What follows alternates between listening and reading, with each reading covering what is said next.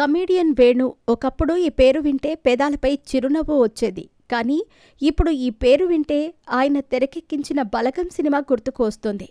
జబర్దస్త్లో ఒక టీం లీడర్గా ప్రేక్షకులను నవ్వించిన వేణు దిల్ రాజు కూతురు హన్షిత నిర్మించిన బ్యానర్లో బలగం అనే సినిమాను తెరకెక్కించారు. బిజీగా గడుపుతున్న లైఫ్ లో చిన్న బ్రేక్ తీసుకుని ఎంజాయ్ చేయాలి అనుకుంటున్నారా? అయితే వెంటనే ఆర్వే వెకేషన్స్ ప్రైవేట్ లిమిటెడ్ ని సంప్రదించండి. మరిన్ని డీటెయిల్స్ కోసం సంప్రదించండి 7997979960.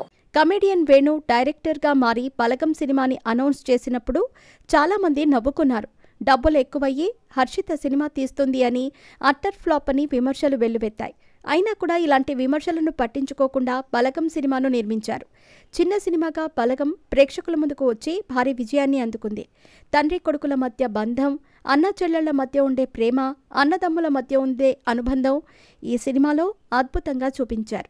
ప్రతి గ్రామంలో ఉండే అనుబంధాల గురించి ఎంతో హృద్యంగా వేణు కథ చెప్పిన విధానానికి ప్రేక్షకులు ఫిదా అయ్యారు.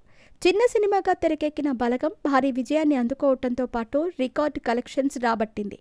కేవలం రికార్డ్స్తో పాటు కూడా అవార్డ్స్ కూడా అందుకున్న ఈ సినిమా తర్వాత వేణు స్టార్ డైరెక్టర్లో లిస్టులోకి చేరిపోయారు. బలగం హిట్తో తంతే బూర్ల బుట్టలో పడ్డట్టు రెండో సినిమానే నానిని డైరెక్ట్ చేసే ఛాన్స్ పట్టేశాడు. దిల్ రాజు బ్యానర్లో నాని హీరోగా ఎల్లమ్మ సినిమా తెరకెక్కిస్తున్నట్టు వార్తలు వచ్చాయి. కానీ ఎల్లమ్మ లైన్ విన్న నాని ఓకే అన్నాడు. కానీ పూర్తి కథ విన్నాక నో అనేశాడు. దీంతో ఆ కథ చివరికి నితిన్ వద్దకు చేరింది. నితిన్ హీరోగా నటిస్తున్న ఎల్లమ్మ త్వరలోనే సెట్స్ మీదకు వెళ్లనుంది. తాజాగా ఈ సినిమా గురించి వేణు ఇన్స్టాగ్రామ్ వేదికగా ఒక 2 ఫోటోలను షేర్ చేశాడు.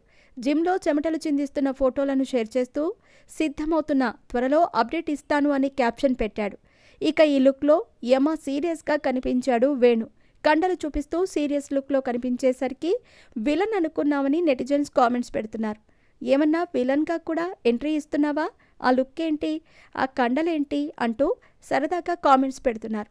మరి ఈ సినిమాతో వేణు ఎలాంటి విజయాన్ని అందుకుంటాడో చూడాలి.